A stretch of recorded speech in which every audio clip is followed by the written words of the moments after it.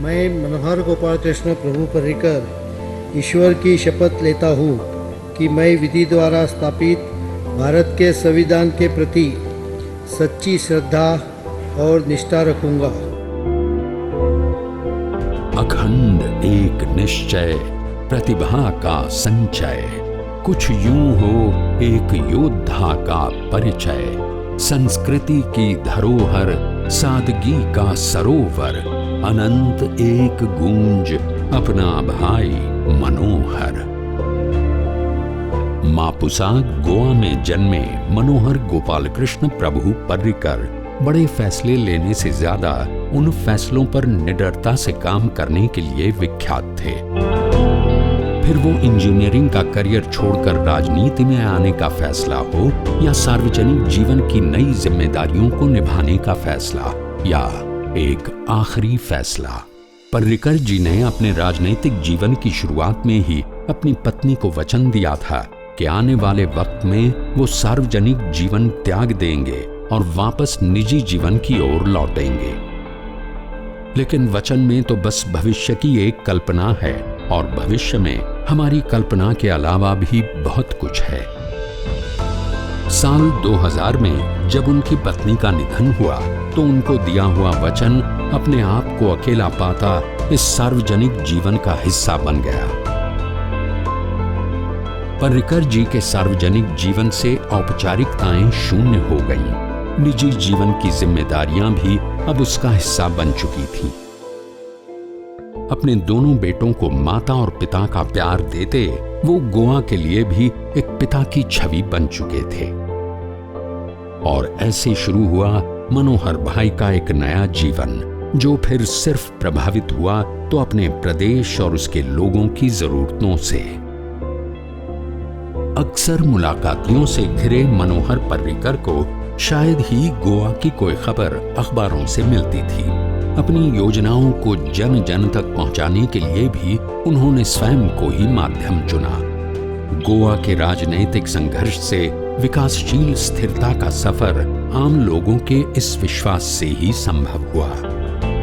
इन योजनाओं में वैज्ञानिक सोच और सोशल इंजीनियरिंग का एक अनूठा मिश्रण था, जो स्टार्टअप की योजनाओं से युवाओं को आत्मनिर्भर होने को प्रेरित करती हैं। वहीं नौजवानों पर आश्रित बुजुर्गों को पेंशन देती दूसरी योजना दोनों को स्वतंत्र जीवन जीने का विकल्प देती थी।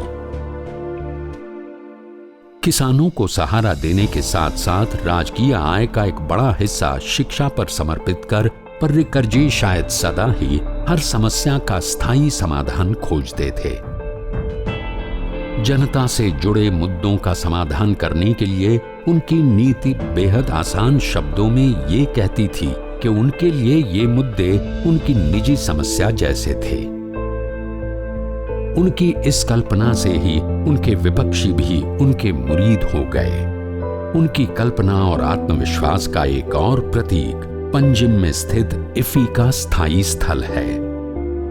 आत्मविश्वास से भरे पर्रिकर जी ने साल 2004 में ये वादा किया था कि वो इफी का इतना शानदार आयोजन करेंगे कि सरकार के लिए पंजिम को स्थायी स्थल न बनाना असंभव हो जाएगा।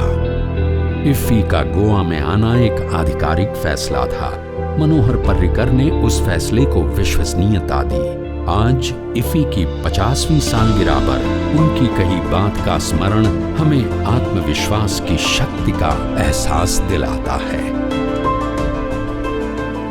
अपने विनम्र स्वरूप में जीवन समेटे सुलझे व्यक्तित्व की शख्सियत मनोहर पर्रिकर ने हर आंतरिक युद्ध को समाज और राजनीति के पटल पर लड़ा, पर एक आखिरी आंतरिक युद्ध उन्हें लड़ना था, एक अस्वस्थता का दौर।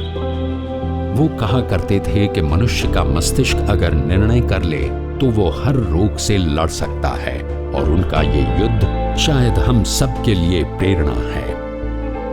जीत या पराजय के द्वंद्व से दूर निर्णय की तेज रोशनी में, जहां हार और जीत समान हो जाते हैं और रह जाता है बस योद्धा और उसके युद्ध के बीच का रिश्ता। पर्रिकर जी आज हमारे बीच नहीं हैं, पर उनकी स्मृति मात्र हमारे कई सवालों का जवाब एक साथ दे देती है। बहुत ही सरल साफ शब्दों से सजा एक आशा का संगीत जो हमें वापस ले जाता है उन्हीं संकल्पों पर, फैसलों पर, उन्हीं हौसलों पर, उसी विनम्रता पर और युद्ध के उस स्वार्थ रहित निर्णय पर। मनोहर पर्रिकर, एक महान योद्धा को विनम्र श्रद्धांजलि। How is the Josh? How is the Josh? How is the Josh? I will transfer my Josh to you